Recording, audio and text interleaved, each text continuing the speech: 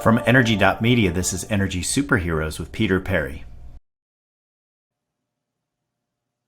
And we're live. This is Peter Perry with the Energy Superheroes podcast, and I'm excited to have Teague Egan, who happens to live in my hometown of Fort Lauderdale, Florida. So I'm going to be able to ask some more personal questions than I'm normally able to. I'm excited about it.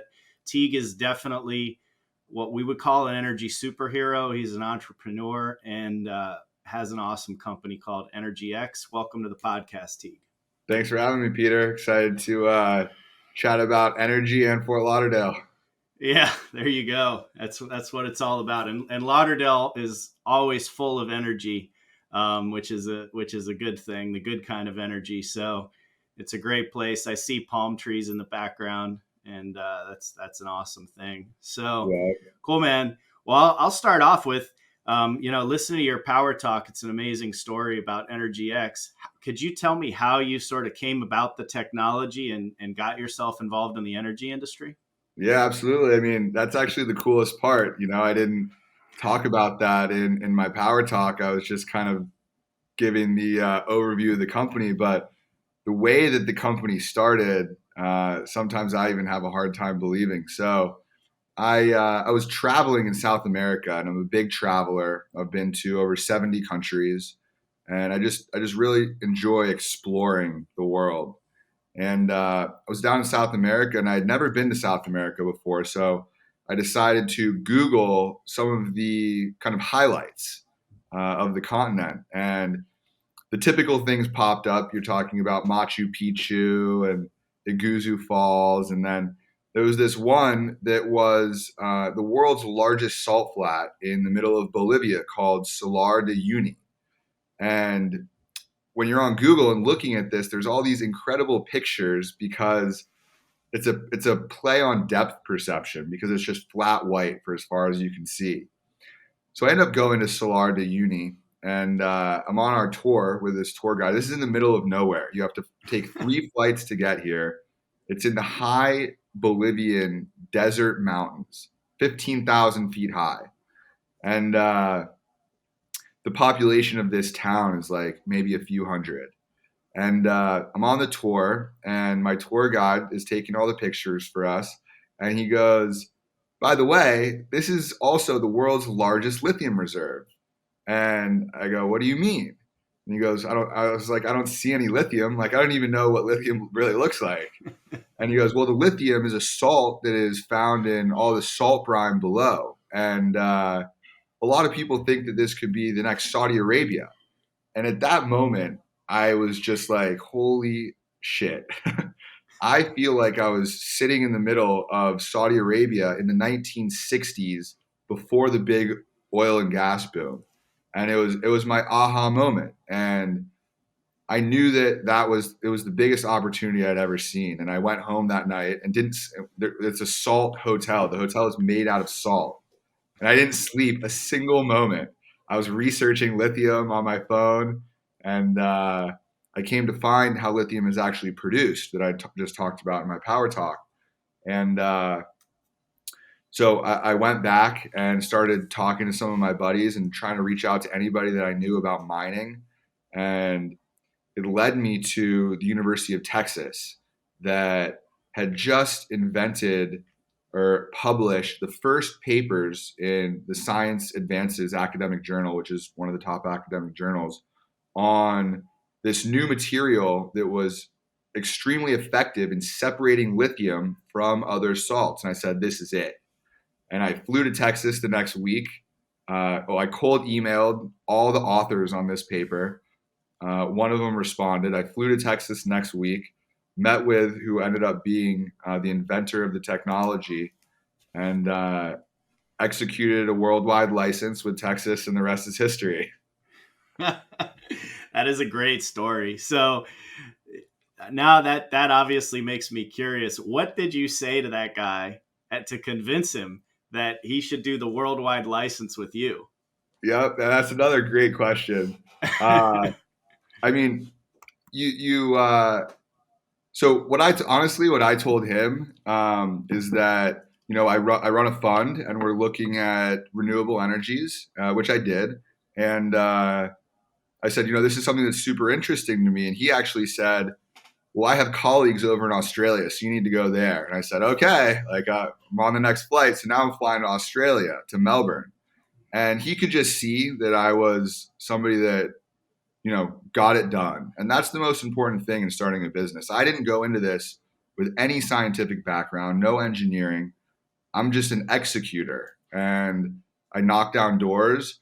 And what I told this group, both the folks in Texas and their partners in Australia, is that I have connections to all the biggest lithium producers in the world, which I didn't at the time, but it's the same type of situation.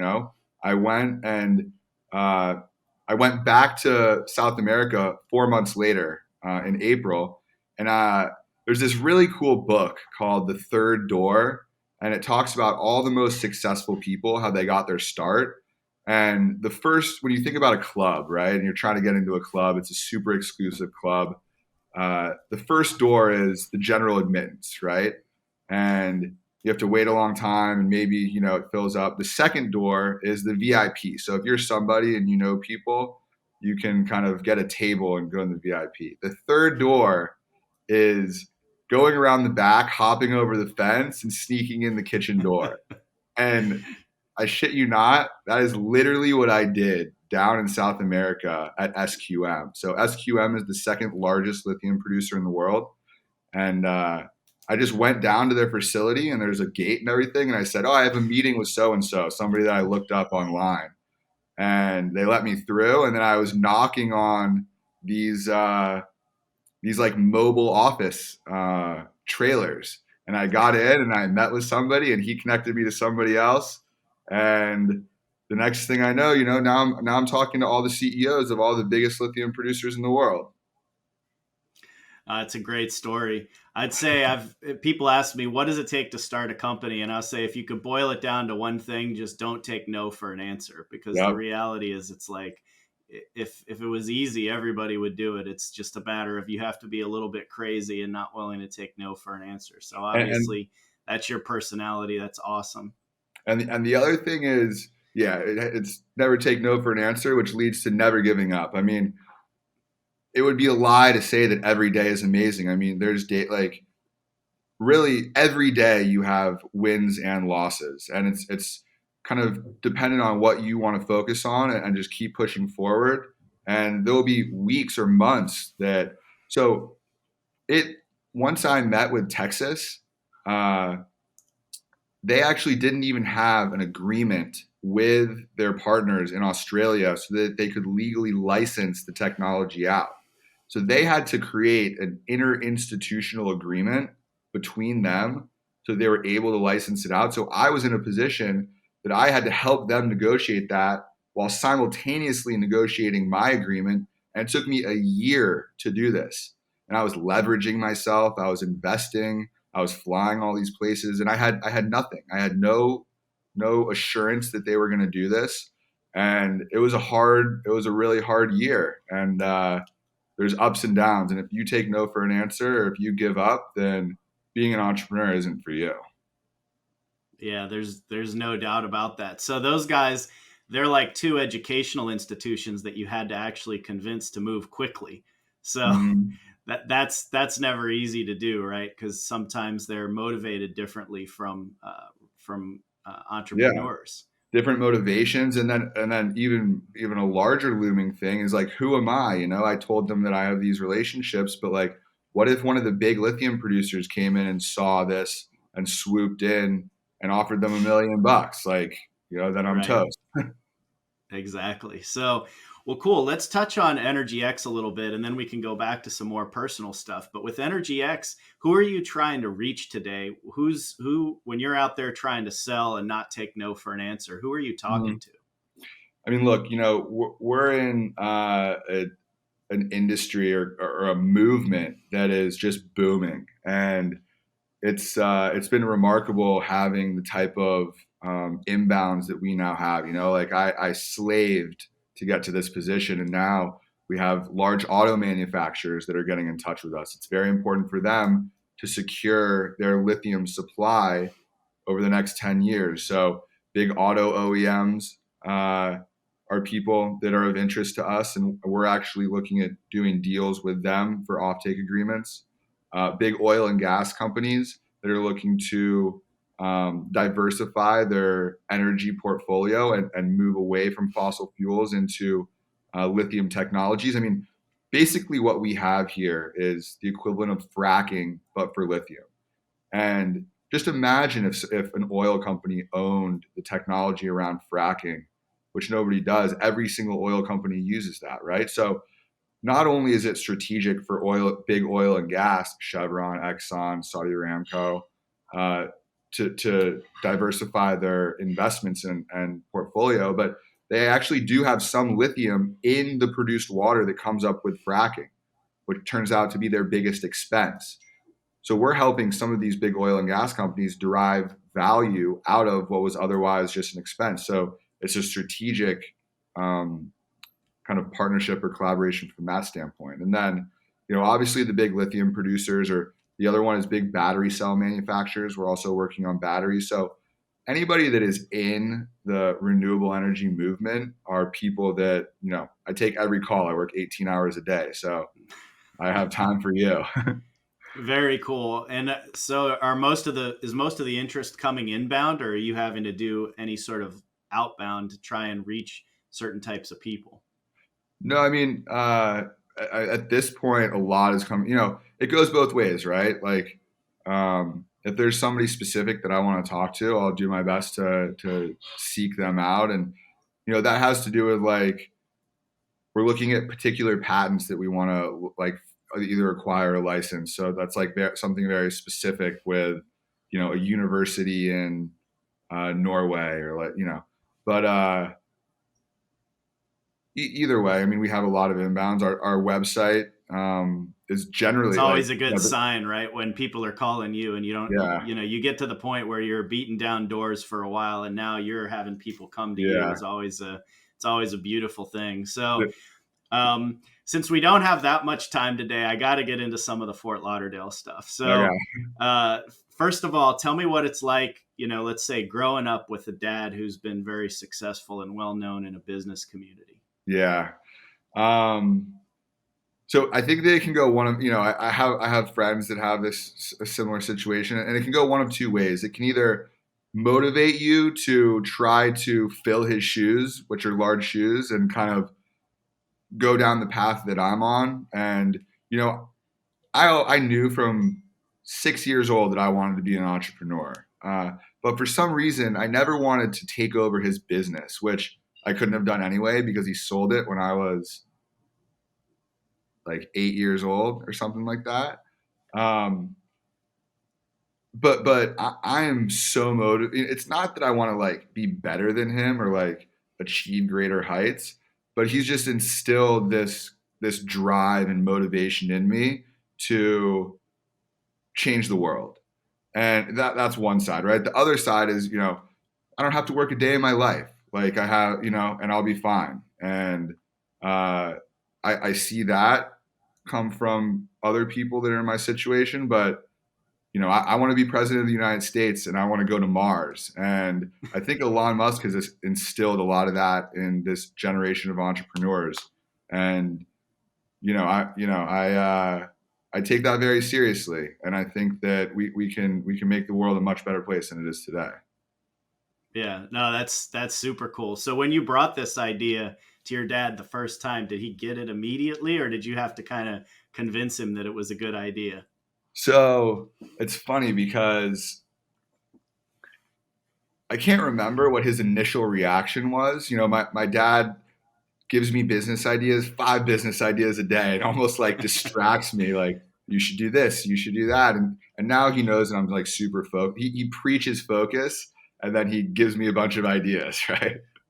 But the reason that I actually started this is I was running a small investment company, and I was kind of passively investing into other people's ideas. And I was a successful entrepreneur before that, but I'd kind of lost my way, and I had moved away from entrepreneurship into just investing. And I was trying to justify it by saying I'm starting an investing company, but that really wasn't the case. And my dad recognized that, and he said, Teague, you should write down your 5 passions and a full page or 2 on why they are your passions, and the 5 industries that you think are going to be the biggest industries of the future.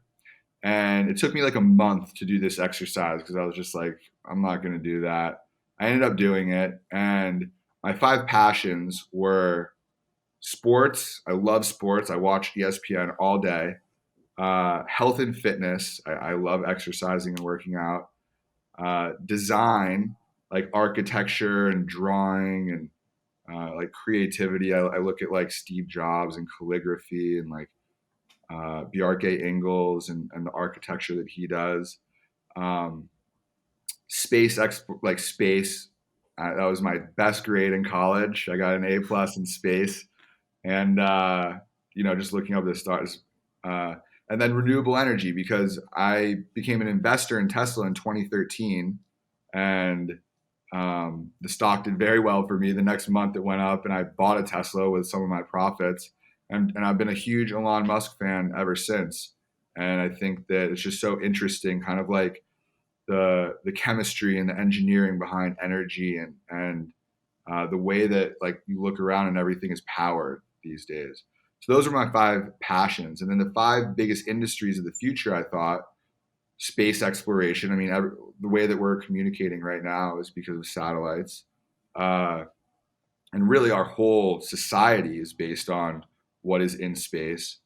Artificial intelligence, I think, is going to be absolutely massive.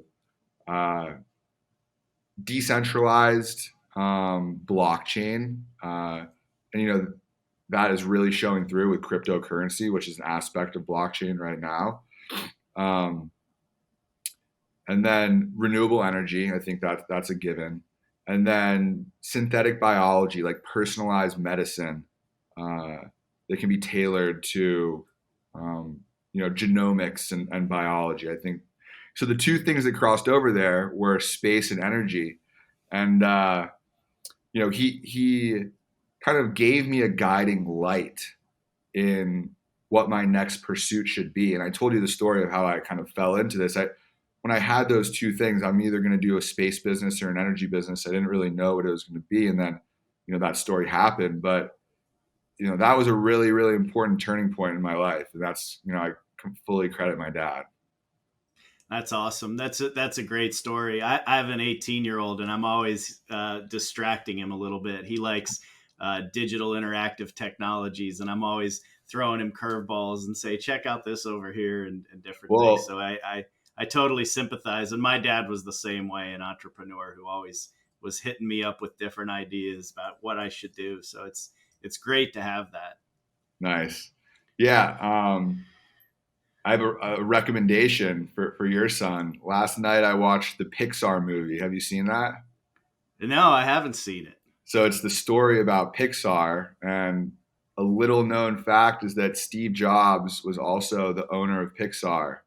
While he was building Apple, he bought Pixar for $10 million in 1986, built digital animation of what it is today, and sold it to Disney in 2006 for $7.4 billion. Which is just an insane thing to build 2 companies like that at once. The guy is unbelievable. So, and I'm with you. I'm a huge Elon Musk fan as well. So we're getting close to time here. I think we could talk for probably another hour. So I'm definitely going to have you back on the show. This is great. I see.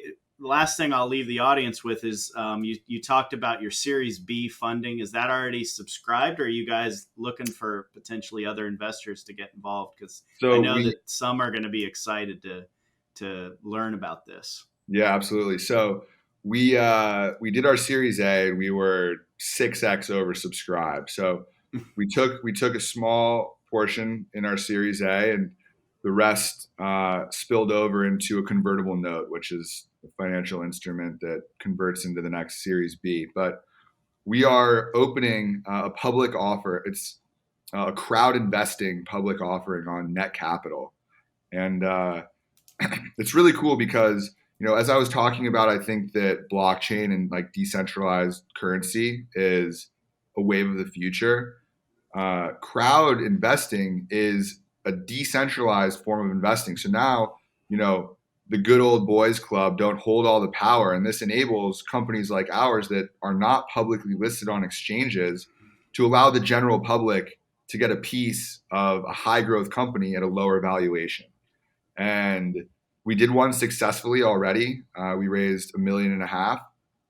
That was the limit that we were allowed to do per the SEC at that time, in a matter of weeks. And we're opening up another one. Now we're allowed to do 5 million. So we'll be accepting 5 million from the general public. That goes live on April 15th. I expect it to go pretty quickly, but that's kind of one of the next things that we're doing. And then no, that's exciting. Yeah, and then the series, that'll be part of the Series B. That'll be a small part of a much larger Series B. We're still talking to the big institutions and VCs, private equity, strategics. So it's a very exciting time. Very cool. Well, Teague, thanks for taking the time today. This has been awesome to have you on the Energy Superheroes podcast. As I said, you're definitely an energy superhero. The story's been great. You guys check out EnergyX. Make sure you follow Teague and the company.